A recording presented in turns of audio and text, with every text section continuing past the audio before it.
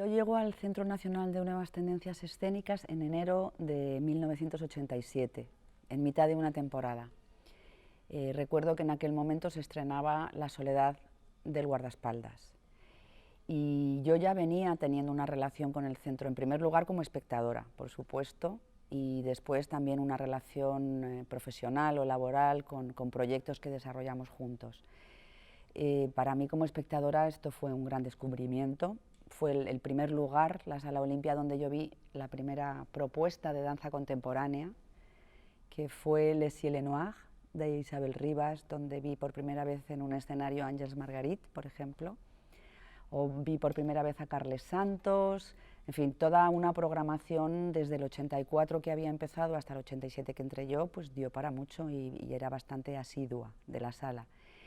Pero además, a partir del 85, 86, Carlos Marquerie, Juan Muñoz y yo montamos una empresa que se llamaba Movimiento, Producción y Servicios Teatrales, que digamos la creamos un poco para acoger compañías ya de teatro contemporáneo que estaban funcionando en Madrid, sobre todo, y que no tenían un apoyo de gestión o de distribución, y también hacíamos eventos o colaboraciones con instituciones.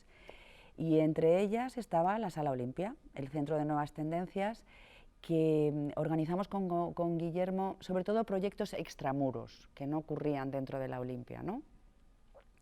Recuerdo Chamartín, Territorio Teatral Desconocido, la primera vez que fuimos allí, que nunca se había actuado, nunca se había llevado una propuesta artística, digamos, a la estación, ahí en todo el vaivén de viajeros y de trenes. Y sobre todo un proyecto muy bonito que hicimos juntos, que fue una muestra de teatro español contemporáneo en Italia, en Módena, en el Teatro San Geminiano, y al año siguiente la réplica en Madrid de teatro español, perdón, de teatro italiano contemporáneo en la Olimpia y en algunos espacios más, creo recordar, fuera de la Olimpia. Bien, esa era mi relación con la casa cuando entré, de manera que para mí la entrada fue muy suave, muy natural, ya tenía una relación previa tanto con el equipo de gestión como con el equipo técnico y con Guillermo, y bueno, fue un poco continuar con la labor y el territorio en el que me había venido ya moviendo hasta ese momento. Sí, los cómplices suelen empezar por personas concretas que detrás tienen una institución o un proyecto, pero como te digo, cuando yo empecé en el centro ya llevaban un tiempo de recorrido. Yo sí que tuve, digamos, una mayor incidencia en los proyectos internacionales, en relación con el Mickery en Holanda, por ejemplo, con San Geminiano, que continuó, pero también con proyectos en el Estado, por ejemplo, con el Mercat de les Flors, que eso fue fundamental, fue, digamos, una pareja de hecho desde muy al principio y muy fértil para compañías catalanas y madrileñas, ¿no? Y había otro tipo de complicidades también con instituciones. Por ejemplo, uno de los proyectos más bonitos que yo recuerdo y de más fertilidad fue el que se estableció con el Instituto de la Juventud, que pertenecía, si no recuerdo mal, al Ministerio de Asuntos Sociales, ¿no? Este Instituto de la Juventud convocaba un premio a la producción, ya entonces para artes escénicas, lo que quiere decir que era danza, teatro y música, que consistía en una ayuda económica a la producción. Posteriormente se iban a Asturias, a Cabueñas, a las instalaciones de la Universidad Laboral, creo. De ahí se pasaba al Jovellanos, creo, y se estrenaba en un teatro público, y después estaba el compromiso de presentarlo en la Sala Olimpia. A veces ese compromiso terminaba también en el Mercat de les Flors, pero desde luego ya pasar por la Sala Olimpia, presentar ese espectáculo en Madrid, ya les daba como un empujón de salida a muchísimos artistas. Y de esa convocatoria en la que yo participaba dentro de la comisión como persona del Centro de Nuevas Tendencias, que estaba Jesús Cracio, estaba Ángel Facio, estaba Paco Eras, en fin, había personas que venían del teatro independiente, pero también personas de mi generación, pues vimos los primeros montajes de personas que hoy están en primera fila, digamos, desde Sergi Belbel, me acuerdo, aquello de calidoscopios, Elena Pimenta con su compañía UR, o María Muñoz y María Antonia Oliver, que entonces se llamaban La Dux, que era su primer dúo. En fin, aquello era una fuente de talento joven y que este premio, digamos, motivó y despertó a muchos creadores, y después toda esta cadena de complicidades hizo que tuvieran un recorrido natural y próspero. Entonces, también coyunturalmente se iban haciendo otro tipo de complicidades o se establecían otro tipo de proyectos con otras entidades, ¿no? Más o comunidades autónomas.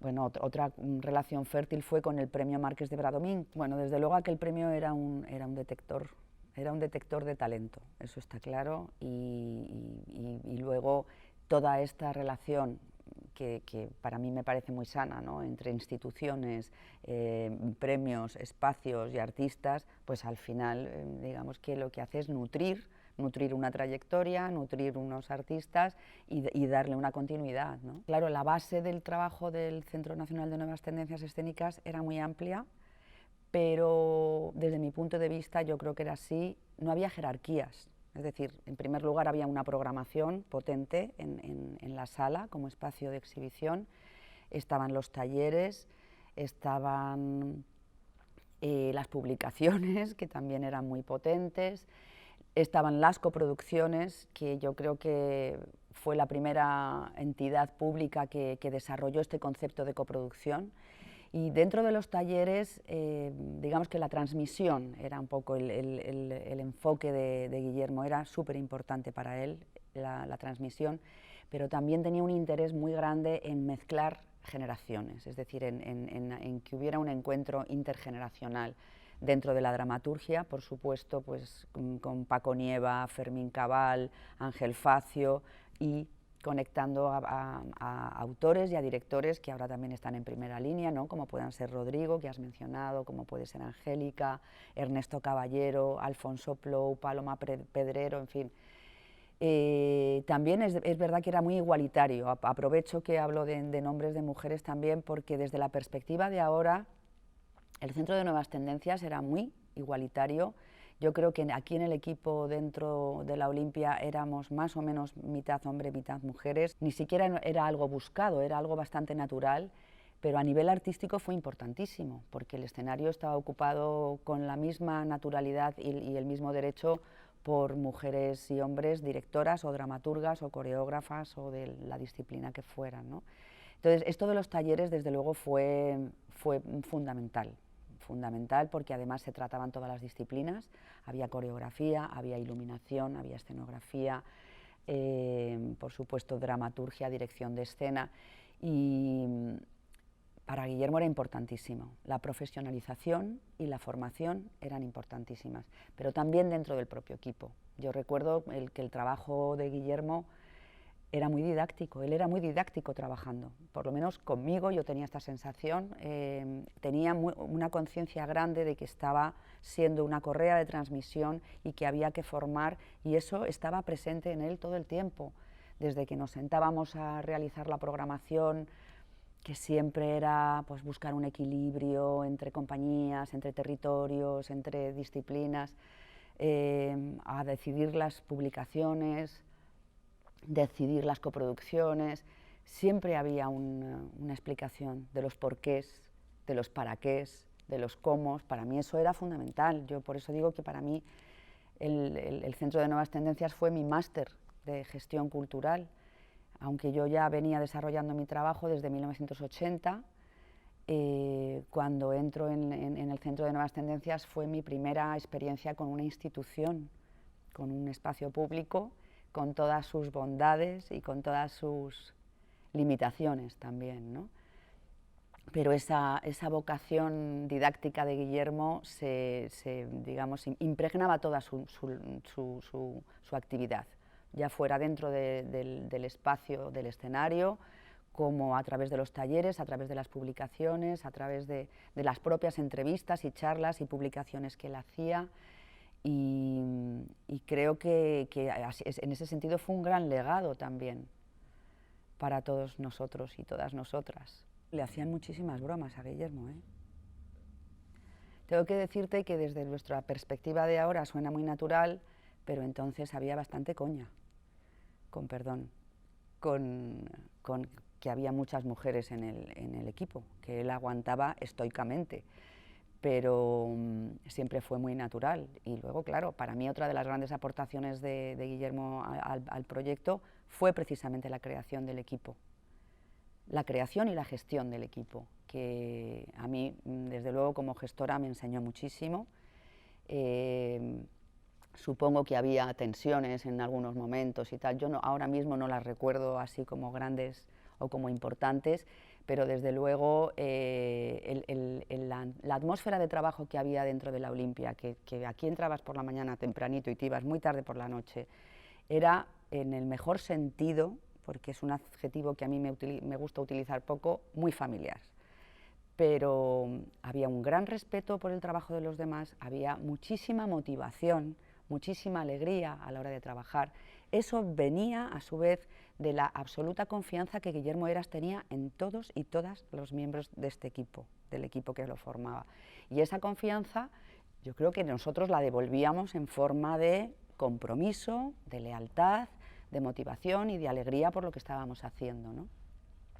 De hecho, cuando más tarde Juan Gómez Cornejo, Tano Astiaso y yo nos vamos a Sevilla con Manuel Llanes a hacer el Teatro Central, que fue también un gran desafío, era una programación de 9 meses, como si fuera un super festival de 9 meses, un festival internacional, y montamos aquel equipo, nos llevamos el espíritu de la Olimpia. O sea, lo que hicimos fue reproducir los tres en ese equipo tan inmenso, muchísimo más grande que el de la Olimpia, diverso de nacionalidades y de orígenes, y sobre todo que era un tiempo de trabajar a destajo, ¿no? Durante estos 9 meses, pues lo que hicimos fue reproducir lo que habíamos vivido en la Olimpia, es decir, el trato, el cuidado, no solo el cuidado de las personas, sino el cuidado del material, que era impoluto, esa excelencia en el trabajo que tenían Tano y Juan a nivel técnico, todas, digamos, todas las bondades del equipo de la Olimpia, toda esta manera de trabajar y de tratarnos, de cuidarnos y de comprometernos, nos la llevamos al Teatro Central. Y fue, yo creo que una parte de su legado también está en esos técnicos y técnicas que a su vez después fueron a sus teatros de origen y supongo que no se habrán olvidado de haber trabajado con Tano y con Juan, estoy segura. Cuando yo hablo de trabajar en el Centro Nacional fue mi máster, también lo fue en ese sentido, en el sentido de pensamiento. En esto que te hablo de Guillermo como persona que primero traía una experiencia muy grande del teatro independiente, pero era una persona que no dejaba de leer, de reflexionar, de escuchar conferencias, de estudiar y de formarse, ¿no? Y esto todo, o sea, en ese sentido era de una generosidad increíble, ¿no? De cómo lo ponía a disposición de todo el equipo y esta obsesión con la profesionalización era muy grande en Guillermo, ¿no? Estos talleres, aparte de la parte de transmisión, están también relacionados con eso, ¿no? Y por supuesto dentro del equipo técnico, es decir, Juan y Tano venían de la anterior Sala Olimpia, antes de que lo absorbiera el INAEM, pero después se formaron y se desarrollaron al lado de Guillermo también como, en fin, casi yo diría como pintores, ¿no? Como artistas, como creadores. Y entonces para Guillermo no había jerarquías dentro del ámbito de la creación, no había jerarquías entre disciplinas. Y otra de las aportaciones para mí importantes fue a nivel de nomenclatura, a nivel de lenguaje, de cómo hablábamos. Él fue la primera persona que a mí me dijo, lo que tú haces es gestión, no es producción, es gestión. Somos gestores, hacemos esto, tal, lo otro, pero igual que la palabra gestión o gestores, pues la palabra interdisciplinar, multidisciplinar, y todos sus derivados, por supuesto la palabra dramaturgia. En fin, hay toda una serie de términos que ahora utilizamos con muchísima naturalidad que se gestaron en la Olimpia. No digo que las inventara Guillermo, lo que digo es que se empeñó mucho en que todo ese lenguaje se filtrara en nuestra actividad, porque lo que hacía al final era generar pensamiento, lógicamente, ¿no? Una de las cosas más características de Guillermo era su rigor presupuestario. Es decir, como gestor, esto es algo que merece la pena mencionar, porque yo no sé si ha habido alguien con tantísima seriedad gestionando un presupuesto público, ¿no? Y cómo distribuíamos la gestión de estos recursos, en algunos momentos, digamos, en algunas cuestiones más acertadas que en otras, porque, por ejemplo, era una persona que decidía invertir poco en publicidad, lo cual a la larga iba en contra nuestra, ¿no? Iba en contra del centro, pero él decía que los recursos había que utilizarlos para los artistas, ¿no? Y cuando organizábamos las coproducciones, cuando organizábamos las publicaciones, es decir, había tanta actividad que él trataba siempre de hacer un reparto muy equilibrado también del presupuesto, y esto era una cosa muy de día a día. Si volvemos un poco a las bases de acción del centro, que estaba esto que hemos comentado, la coproducción, los talleres o lo que es la transmisión, una parte importante era la ópera contemporánea y, por supuesto, todo lo que tenía que ver con la coreografía, la danza y los bailarines, digamos, por diferenciar dentro de un campo muy amplio. Ahí, lógicamente, había que hacer un énfasis especial porque, bueno, pues la autoría o la dramaturgia o la dirección de escena era algo más claro, más evidente, pero con la danza no estábamos nada habituadas a ver propuestas de danza. ¿Y qué pasa? Que hay toda una generación, la mía, digamos, mi generación, que en esos años 80 están volviendo muchísimas personas, coreógrafas sobre todo, de Estados Unidos, de Francia, de Inglaterra, de Alemania, de haberse formado, primero brevemente en España, ¿no? Cada uno en estas escuelas que había de danza clásica, casi todas, pero luego se van a distintos lugares y vuelven con una experiencia y una necesidad de mostrarse y de coreografiar, que por eso fue tan importante el premio del INJUVE, porque fue una puerta de entrada de muchas de estas coreógrafas, ¿no? Y Guillermo fue un defensor a ultranza de la danza y de ponerlo a la misma altura, digamos, como decía, sin jerarquías, de la dramaturgia contemporánea española y de la dirección de escena. Y claro, la danza, de pronto, también, imagínate, para Madrid, hasta entonces, que danza y teatro se vieran en un mismo espacio, ya era una revolución. Es decir, ahora nos parece todo muy normal, pero, o más normal, aunque hemos sufrido un retroceso, yo creo, ¿no? De hecho, seguimos sin un espacio para la danza en Madrid en este momento. Pero la incursión de la danza contemporánea en los escenarios fue fundamental. Y fue fundamental también para crear un público, para crear una sensibilidad en el público que no tuviera estas distinciones, ni estas jerarquías. Es decir, que al que le gustaba el teatro le podía gustar la danza, y al revés, y al que le gustaba la danza podía interesarle el teatro. Esto es otra de las cosas que se perdió, digamos, volvió a diferenciarse este público una vez que desaparece el proyecto, ¿no? Entonces, bueno, la defensa de la danza y la cantidad de inversión de recursos y de circuitos que se establecieron para la danza fue fundamental para el desarrollo de todas esas compañías y de las posteriores, claro. La llegada de estos proyectos externos para el Centro de Nuevas Tendencias era muy nutritiva, desde mi punto de vista. Primero porque recibíamos programación internacional, que era algo que no nos podíamos permitir con el presupuesto del Centro de Nuevas Tendencias, y que yo siempre, era de mis pocas peleas con Guillermo, era esa, ¿no? Pues vamos a traer cosas internacionales, es muy importante que se vean y tal. Entonces, digamos que estos festivales eran la ventana para nosotros para poder ver estas producciones internacionales, así que yo la recuerdo con mucha ilusión y con muchísimo agradecimiento, ¿no? Porque era un ritmo y unas relaciones muy diferentes a las que manteníamos durante el año. Y tenía todo el sentido, yo creo, que este espacio, que además se había hecho, creo recordar, una reforma técnica muy potente y había un equipamiento técnico muy potente, tanto a nivel material como humano, pues que fuera un espacio requerido para mostrar a compañías como Cristian Lupa o Tadeusz Kantor, pues bueno, pues es que era también era un lujo, ¿no? Y yo siempre recuerdo la participación de los festivales como un soplo de aire fresco que nos sacaba un poco de de lo cotidiano, ¿no? de lo más doméstico. Yo lo que recuerdo, sobre todo, es que leíamos mucho teatro, porque no existían los sobretítulos, y entonces, claro, venía teatro en polaco, en chino, en alemán, y eso te obligaba a leer.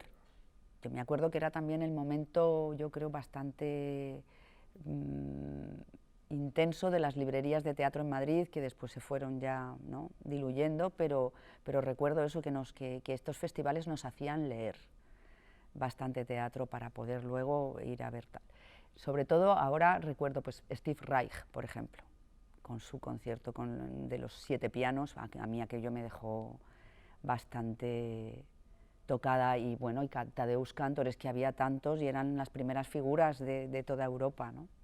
Por otro lado, el centro estaba todo el rato digamos, en el punto de mira, por muchos motivos. Yo creo que desde que nació hasta que desapareció, por supuesto. Y entonces había una necesidad también de equilibrar toda esa presión y esa crítica, en ocasiones muy negativa, que había contra el centro, con una gestión verdaderamente transparente y equitativa del presupuesto, ¿no?, como para que por lo menos ahí no se le pudieran poner peros. Pero para las compañías, por ejemplo, el concepto de coproducción, el poder contar con un dinero antes de estrenar para poder, digamos, proyectar sus trabajos en el futuro, las ayudas que había para la escritura, o, en fin, todo eso era importantísimo. Es decir, el dinero se gastaba muy bien. Otra cosa es que no hubiera suficiente para hacer todo lo que nos hubiera gustado, pero llegaba a muchos artistas, a muchas artistas, y se utilizaba en aquello para lo que había sido, digamos, para lo que se le había encomendado a Guillermo.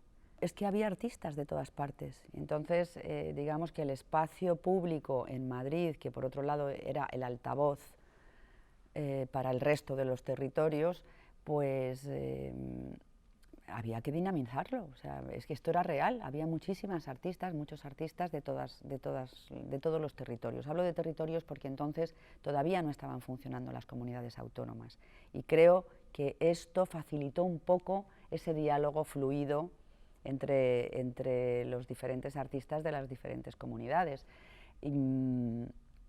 Estos premios de los que hemos hablado, el Marqués de Bradomín, el premio de producción del INJUVE, eran premios de convocatoria nacional, con lo cual se detectaba pues el talento que había por todas partes, no importaba que fuera Galicia, Canarias, Baleares o Teruel. En ese sentido era todo muchísimo más, no sé cómo decirte, más naturalmente equilibrado, en el sentido de que salía lo mejor de cada comunidad o de cada territorio. Y entonces Guillermo tenía un poco, Guillermo tenía esa responsabilidad de iluminar esas trayectorias y de fomentar esas trayectorias después en los territorios donde a cada uno le había tocado trabajar. Es decir, el recorrido era ver un espectáculo a través de estos premios o a través de la programación en Madrid y hacer altavoz, y que en los propios territorios ellos recibieran a sus artistas pasados por Madrid, que esto era una cosa pues fundamental, ¿no? Con lo cual eso a su vez generaba lo que estábamos hablando, complicidades con otros centros dramáticos, los centros dramáticos ya vinieron después con las autonomías, pero con otras entidades y espacios públicos de otros territorios. Momentos favoritos, a ver, con respecto a producciones, yo soy súper fan de Calderón. O sea, a mí hablar de Calderón todavía me eriza un poquito la piel, ¿no? Calderón, todas las producciones propias que hacíamos en la casa, pues eran muy, digamos, eran criaturas de todos nosotros, porque las asistíamos desde la génesis del proyecto hasta que se veía y después la gira, ¿no? Pero en concreto Calderón fue una experiencia, yo creo que fundamental para todos los que la vivimos, ¿no? Primero ese texto de Pasolini, que aquello era una barbaridad, la creación, la puesta en escena de Guillermo, ese elenco, tan grande, con el patio de butacas levantado, ese elenco con ese vestuario tan sobrio, porque a la vez era una producción grande, pero era también austera en lo más, digamos, se quedaba en lo fundamental, ¿no? Bueno, el arranque con el Cara al Sol, coreografiado, que es una de las cosas que todavía me eriza la piel. En fin, fue un montaje que yo creo que no se nos ha olvidado a nadie de los que estuvimos en ese proyecto, ¿no? Después verlo en el Mercat de las Flors fue ya un orgullo total. Ese fue uno de los grandes momentos favoritos, desde luego. Momentos favoritos a nivel ya más internos de equipo, pues los momentos del patio, ¿no? El patio con las paellas que hacíamos a final de temporada, o bueno, o que a veces pues salíamos ahí a atender vestuario, o ¿no? Con los de sastrería. Bueno, es que era una casa, yo me acuerdo que salía del metro cuando venía a trabajar y salía del metro y veía ese edificio rosa, o sea, trabajas en un edificio pintado de rosa, con un tejado a dos aguas, pues es que se te pone una sonrisa al entrar a trabajar todos los días impresionante. Y luego ya te digo que el trato y la relación que teníamos en el equipo dentro del espacio de la Olimpia, que por otro lado era una escala mucho más, digamos, una escala mucho más humana, ¿no? De lo que hoy pueda ser el Teatro Valle Inclán, por ejemplo. Pues es que muchos de los momentos favoritos tienen que ver con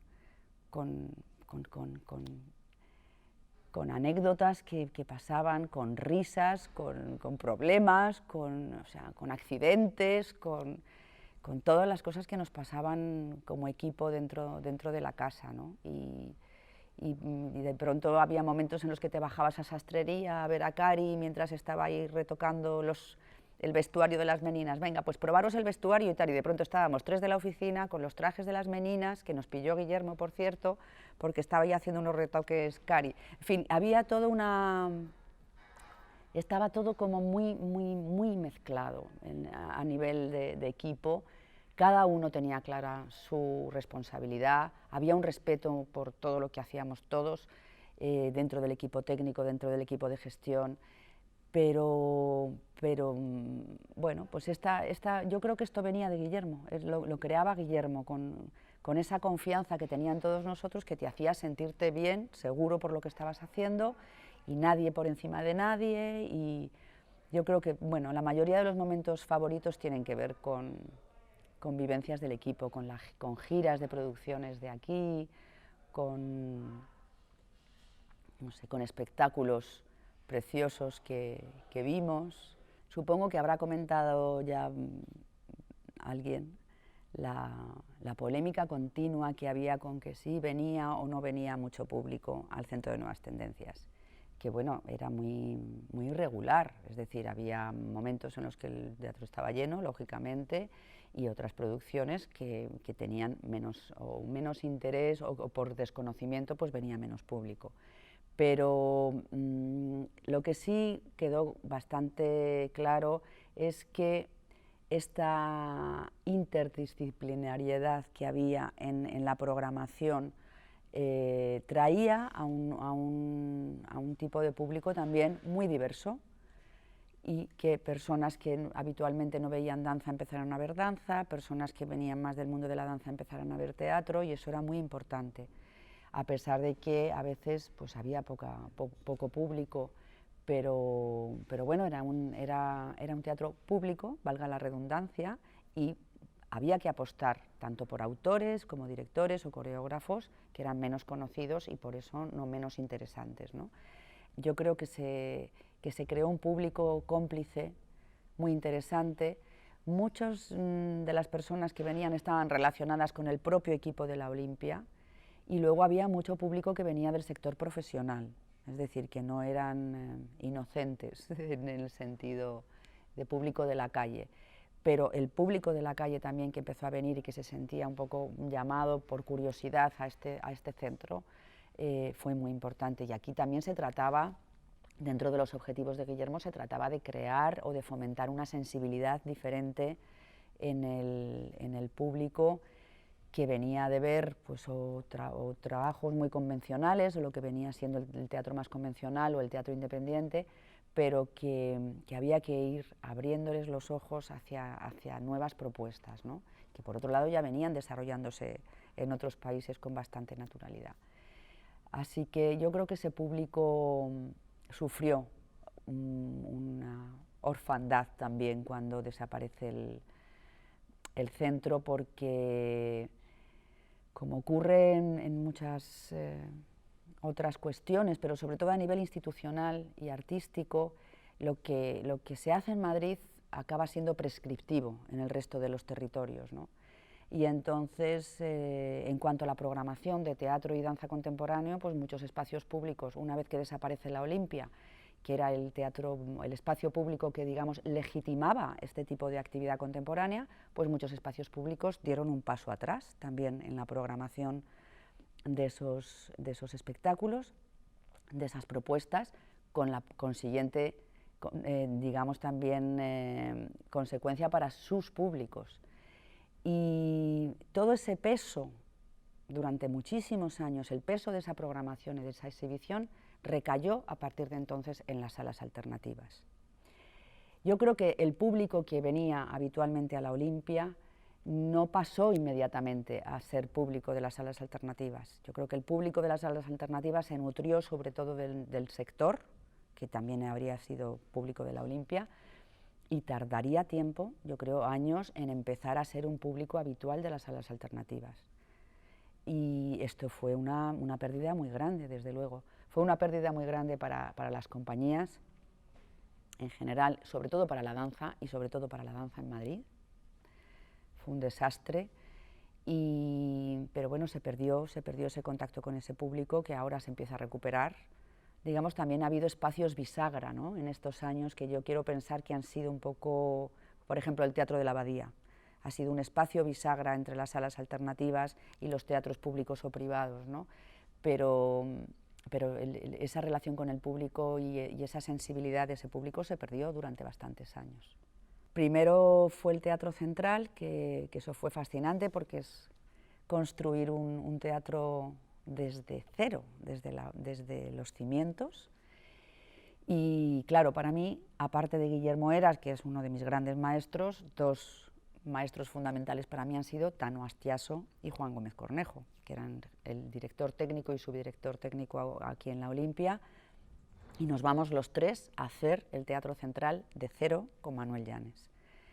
Claro, lo que yo pude aprender en lo que es la construcción de un teatro y elaborar el plan de necesidades de un teatro, en fin, eso fue otro máster mucho más técnico, fascinante, con estos dos ángeles de la guarda.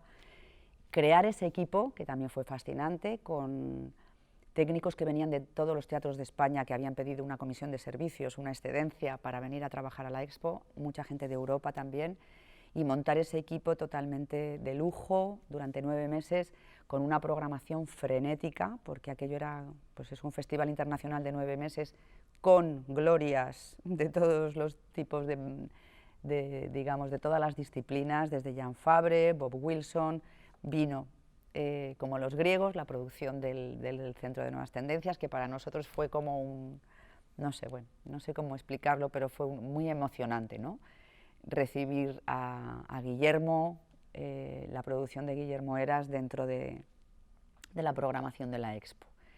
Y en ese sentido yo quiero pensar que eso también fue el legado del Centro de Nuevas Tendencias. Todo ese legado a nivel de varias generaciones de técnicos está ahí, ¿no? Termina la Expo, hay un cambio en la dirección del Centro Andaluz de Teatro, nombran a Manuel Llanes director del CAT, y yo también, pues, él rescata a varias personas de su equipo de la Expo y yo también voy a trabajar con él ahí. Y a partir de ahí volvemos a tener una relación con el Centro de Nuevas Tendencias, como, digamos, como pares, como una de esas entidades que en otros momentos habíamos buscado.